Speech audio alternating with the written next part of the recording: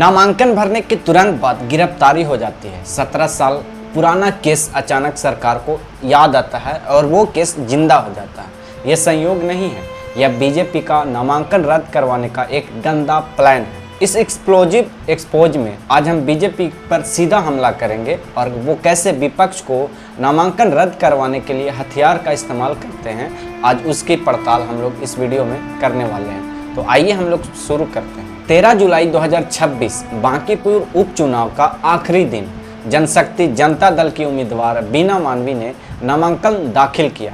बाहर निकलते ही गांधी मैदान की पुलिस ने उन्हें गिरफ्तार कर लिया। पुलिस वैन में बैठाकर बीना जी ने वीडियो बनाया और बोली कि वो एक साजिश का शिकार हुई है, ये बीजेपी की साजिश है, वो चाहते हैं कि नामांकन मेरा रद्द हो जाए। तेज प्रताप यादव ने खुलेआम आरोप लगाया कि बीजेपी मुझसे डर गई है, इसलिए नामांकन के दिन गिरफ्तारी करवाई है ताकि पेपर रद्द हो जाए। दोस्तों, यह बीजेपी का नया हथियार है, नामांकन रद्द करवाना। नामांकन भर रहा जो उम्मीदवार है उसे पुराना केस निकाल दिया जाता है और गिरफ्तार कर लिया जाता है, कोर्ट में घसीटा जाता है। अगर नामांकन रद्द हो रहा है तो समझ जाइए कि उस उम्मीदवार का खेल खत्म और बीजेपी यही चाहती है। बीना मानवी का केस जो है वो 2009 का केस था और वारंट फरवरी में निकला था, यानी फरवरी महीना में वारंट निकला और गिरफ्तारी अब हुई, वो भी जिस दिन नॉमिनेशन था उस दिन गिरफ्तारी हुई।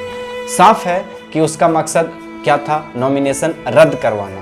वो सोच रहे थे कि 3 बजे तक घूमकर या घुमा कर समय निकाल लेंगे और उसके बाद नामांकन अमान्य हो जाएगा। मतलब डेट और टाइमिंग सब कुछ पहले से ही फिक्स था ताकि नामांकन नॉमिनेशन पेपर हो रिजेक्ट हो जाए। प्रधानमंत्री नरेंद्र मोदी जी, अमित शाह जी और सीएम सम्राट चौधरी जी, आप विपक्ष को चुनाव लड़ने का हक भी नहीं देना चाहते हैं, नामांकन रद्द करवाने के लिए पुलिस का इस्तेमाल करते हैं। क्या ये सही लोकतंत्र है?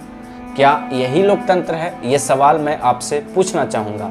बीजेपी का तरीका अब साफ खुल गया है, लोगों के सामने उनका चरित्र उजागर हो चुका है। बीजेपी चाहती है कि अगर विपक्ष मजबूत हो तो ईडी सीबीआई भेज दो उनके पीछे ताकि वो उलझे रहें। चुनाव अगर वो लड़ रहा है कोई उम्मीदवार तो उनका पुराना केस निकाल दो।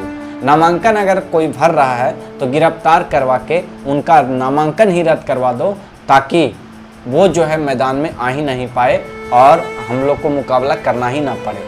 बांकीपुर बीजेपी का गढ़ था। प्रशांत किशोर जब मैदान में उतरे तो पहले ही बीजेपी घबरा गई थी। पहले अपना उम्मीदवार भागा, फिर विपक्षी उम्मीदवार का नामांकन रद्द करवाने की कोशिश की। ये सत्ता का दुरुपयोग है और लोकतंत्र की हत्या है। प्रशांत किशोर ने कहा कि यह बीजेपी सरकार पर रेफरेंडम है, लेकिन बीजेपी तो रेफरेंडम नहीं चाहती, वो चाहती है कि विपक्ष को मैदान से ही हटा दिया जाए ताकि किसी से हमें लड़ना ही ना पड़े।